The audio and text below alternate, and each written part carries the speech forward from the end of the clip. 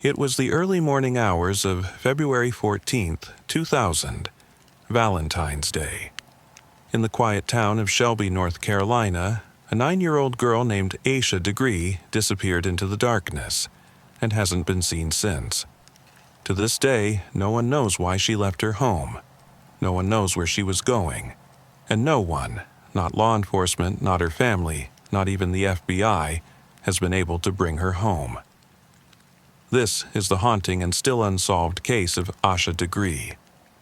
Asha lived with her parents, Harold and Aquila Degree, and her older brother O'Brien. They were a tight-knit, church-going family.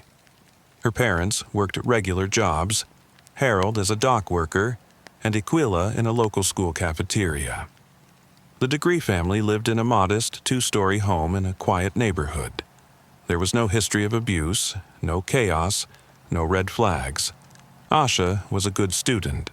She played basketball, she loved reading, and was known to be shy, respectful, and cautious, especially around strangers. That's what makes what happened next so hard to understand. On the evening of February 13th, 2000, everything seemed normal. Asha had played in a basketball game earlier that day.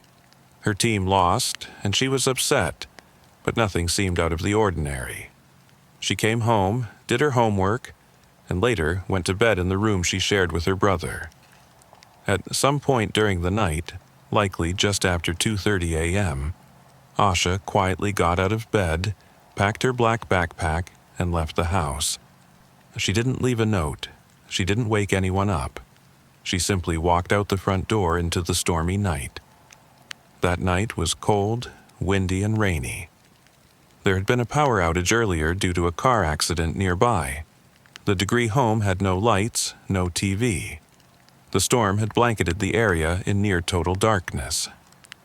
Despite that, Asha made her way out.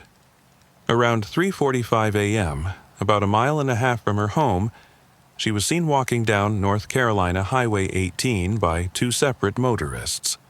One of them turned around out of concern and circled back to check on her. But as his headlights approached, Asha darted off the road and ran into the woods. That was the last confirmed sighting of her. By 6:30 a.m., Aquila went to wake the kids for school. O'Brien was still in bed, but Asha's bed was empty. Her backpack was gone. The front door had been unlocked. Panic set in. By 6:40 a.m., the Degrees had called 911. A massive search effort followed. Hundreds of volunteers combed the area on foot, on horseback, with search dogs. They found nothing at first. But 2 days later, searchers discovered small items believed to belong to Asha in a shed behind a nearby business, just off the highway where she'd last been seen. Among the items, a pencil, a marker, and a Mickey Mouse hair bow her parents confirmed was hers. Then, over a year later, in August 2001, her backpack was discovered. It had been double-wrapped in plastic trash bags and buried off Highway 18 in Burke County, about 30 miles north of her home. The discovery was made during construction work, and it shocked investigators. The bag contained Asha's clothing and school supplies, but little else. This wasn't someone dumping a lost item. It was concealed, hidden. Someone had taken the time to wrap and bury it. Investigators were stumped. No suspects, no leads, no confirmed motive.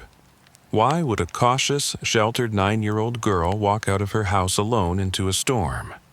Was she lured, groomed, running from something, or toward something? Years passed. In 2004, the FBI created a task force and added Asha's case to its national database. In 2015, they reopened the case entirely. Tips continued to trickle in, but none brought resolution. Then, in 2016, a possible break.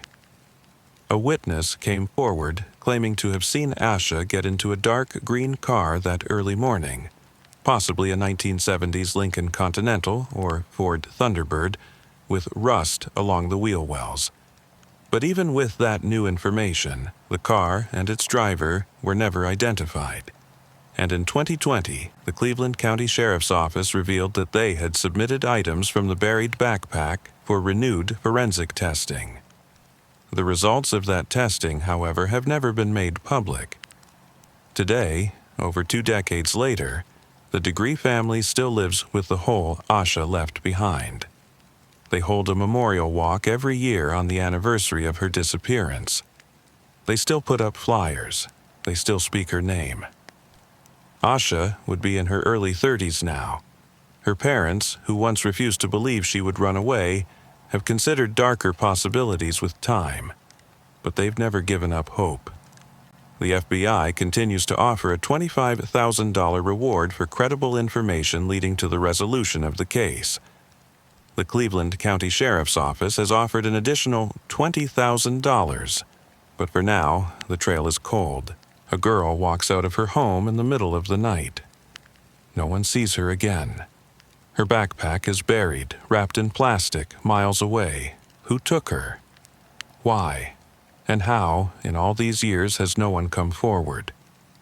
Sometimes, the most unsettling mysteries are the ones that begin with no clear reason and offer no end.